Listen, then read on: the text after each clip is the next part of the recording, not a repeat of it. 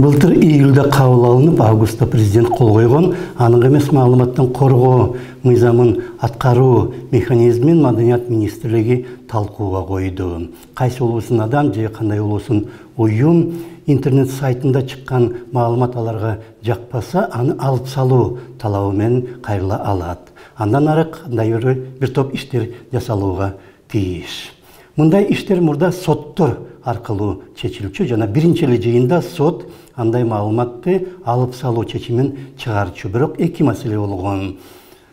Доо арызды кабыл алуу иштери бир топко созулуп кетиши мүмкүн эле. Экинчиден, интернет маалымат каражаты болуп эсептелбегендиктен доо арызды такыр кабыл албай да коюу мүмкүнчүлүгү бар болчу.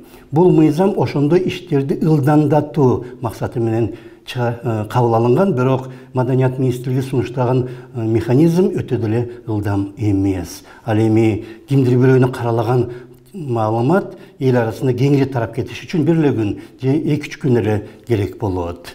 Бирок андай иштерди ылдамдатууну бийлик гана жасай алат. Ошондуктан бул мыйзам бийлик үчүн гана пайдалуу.